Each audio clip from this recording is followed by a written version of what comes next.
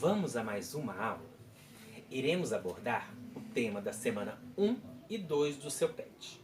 Falaremos sobre os índios, sua cultura, tradição, evolução durante os anos, influência de outras culturas e dos seus direitos. Todos sabemos que quando os portugueses chegaram em nossas terras, elas já eram habitadas por índios. Tinham cultura própria, modos de vestir bem particular de cada tribo. Se alimentavam de frutos e animais. Sua religião era voltada a deuses e rituais. Com a chegada dos portugueses, a cultura indígena sofreu grandes influências de outros povos, e hábitos modernos começaram a fazer parte de sua cultura. O vídeo a seguir irá ilustrar melhor a nossa aula. Vamos assistir?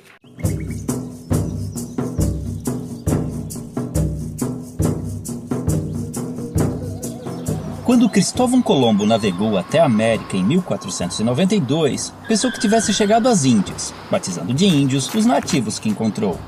Porém, apesar de terem sido generalizados nessa classificação, os índios não se viam como um povo unificado, pois eram divididos em uma variedade de etnias sem qualquer identificação entre si. Acredita-se que os primeiros habitantes das Américas chegaram há mais de 20 mil anos, atravessando uma passagem congelada entre a Ásia e a América do Norte, e então espalhando-se por todo o continente. Em algumas regiões, formavam civilizações avançadas.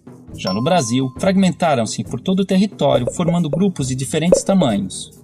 Eram sociedades comunais, descentralizadas e igualitárias, vivendo da caça, pesca e agricultura de subsistência, e em sua maioria seminômades, mudando suas aldeias de local conforme os recursos naturais fossem se esgotando, permitindo, mesmo que involuntariamente, a recuperação natural do solo abandonado. As habitações eram geralmente coletivas, chamadas de ocas, variavam de tamanho e forma entre as tribos, mas normalmente eram dispostas em torno de um espaço cerimonial, onde realizava-se todo tipo de atividade diária, além de celebrações e ritos conduzidos por pajés e anciões. As tribos eram formadas por laços de parentesco e afinidades, e mantinham contatos com outras comunidades através de relações de comércio, cooperação, casamentos, alianças e também de guerras, que eram comuns entre as sociedades indígenas, apesar de sua natureza pacífica. A virgindade era pouco valorizada e a vida sexual costumava ser livre de tabus. Muitos homens ofereciam favores sexuais de suas esposas a visitantes, como forma de cortesia. As famílias podiam ser monogâmicas ou poligâmicas, e o divórcio era algo corriqueiro. Os homens lidavam com a guerra, a caça, pesca e liderança tribal, além da construção da aldeia e o plantio, enquanto as mulheres cuidavam da colheita, do preparo de alimentos e da fabricação de utensílios e adornos. A educação das crianças era a tarefa de toda a tribo, e a autonomia era estimulada. Já os doentes e inválidos costumavam ser abandonados à própria sorte. Os indígenas tinham conhecimento na fabricação de bebidas fermentadas e deixaram grande herança à culinária brasileira, com pratos derivados da mandioca e do milho. Sua dieta também era diversificada em proteínas animais, graças à caça e à pesca. Em festejos, cobriam seus corpos com pinturas, penas e plumas, e a nudez no dia a dia era comum e não causava vergonha. Por viverem em florestas, muitas vezes precisavam usar protetores genitais e tangas, mas mantas cobrindo o corpo eram raras.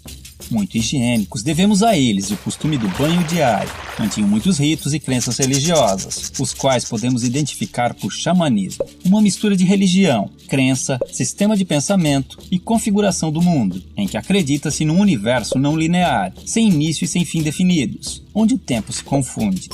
Não possuíam uma doutrina, assim como não acreditavam em um Deus único e supremo, tendo a figura do xamã, o pajé, como seu elo com o mundo divino. Em sociedades sem esses representantes, acreditava-se que os espíritos e antepassados se comunicavam com os humanos através de animais, sonhos e visões. Muitas de suas lendas tornaram-se populares entre os não-índios, enriquecendo o folclore nacional.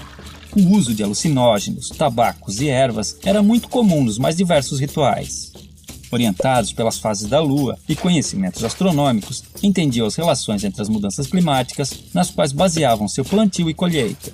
Antes da chegada dos europeus, acredita-se que existiam mais de 1.300 idiomas nativos, hoje reduzidos a apenas 270, que deram origem a diversas palavras da língua portuguesa. Não possuíam um sistema de escrita, mas algumas sociedades desenvolveram sinais e formas gráficas, cujo estudo pode revelar mais sobre seus hábitos. Há indícios de uma grande diversidade de produção artística. que integrava-se ao seu modo de vida e ritos cotidianos, com destaque para a dança, a cerâmica, a tecelagem, a cestaria, a pintura corporal, a arte plumária e principalmente a música. Contudo, os indígenas não possuíam a figura do artista, e todos podiam ser hábeis em diversos aspectos, pois dedicar-se exclusivamente a uma atividade, como na sociedade atual, era sinal de desequilíbrio espiritual e obsessão. Quando os portugueses chegaram em 1500, estima-se que encontraram mais de 5 milhões de indivíduos, divididos em tribos e comunidades, diferentes entre si, mas iguais aos olhos do colonizador, responsável por reduzi-los a menos de 600 mil em poucos séculos. Desconhecendo invenções ocidentais como o espelho, a roda e as armas de fogo, o choque cultural foi enorme, assim como o fascínio dos indígenas, que ainda viviam em sua pré-história. 3 armas foram fundamentais para o domínio dos colonizadores sobre os nativos. A arma de fogo, aliada nas conquistas das tribos e determinante na aceitação da superioridade portuguesa pelos índios remanescentes. A Bíblia do Jesuíta, responsável pela aculturação dos indígenas e a adequação ao moralismo cristão dos ocidentais.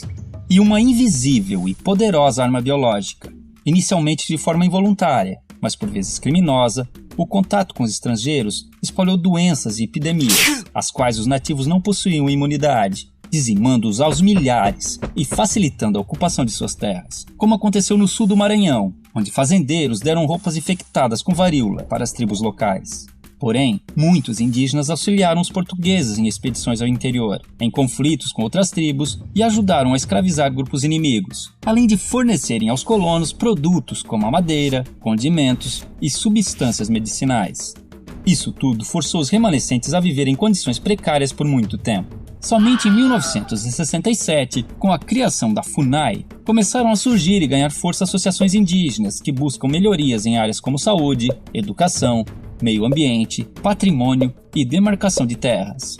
Em 1961, foi criada a primeira reserva indígena brasileira, o Parque do Xingu, representando um grande avanço nas conquistas desse povo. Há hoje no Brasil comunidades indígenas em todos os estados, e muitas lutam pela sobrevivência e manutenção de seus costumes e tradições, sendo constantemente ameaçadas pelo agronegócio, que busca expandir seu território, mesmo através de métodos irregulares. Muitos índios são mortos em conflitos ou expulsos de suas terras, acabando em situação de pobreza nas grandes cidades, vítimas de preconceito e violações de direitos humanos. Como se não bastasse, alguns povos começaram a sofrer novas influências de grupos religiosos neopentecostais, que, impondo conceitos como o pecado e a culpa, geraram conflitos internos, fazendo os índios verem no suicídio uma saída para seus problemas. Contudo, ainda existem tribos isoladas no mundo moderno, vivendo como seus ancestrais, principalmente na região amazônica. Outro caso interessante são grupos que vivem em cidades e reivindicam a condição de povo indígena, num processo conhecido como etnogênese, pois, de acordo com a antropologia, a etnia vai além dos traços físicos, sendo também um grupo social, e enquanto mantiverem seus sentidos e valores, se identificando como tais, esses indivíduos não deixarão de ser índios. Assim, podemos vê-los integrados aos hábitos modernos e vivendo nas cidades,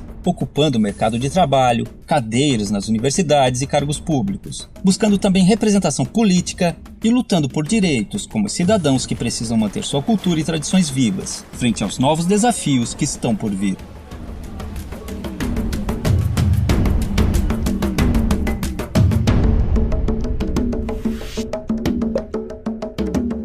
Os povos indígenas aprenderam muito com o homem e foram influenciados de formas positivas e de formas negativas também. Nossa cultura é repleta de valores e marcas dessa cultura. A FUNAI, Fundação Nacional do Índio, é o órgão responsável por assegurar os direitos e garantir que todos os povos indígenas vivam em harmonia em suas reservas, mantendo sua cultura e tradição. Cabe a nós respeitá-los. Espero que você tenha aprendido muito com a nossa aula.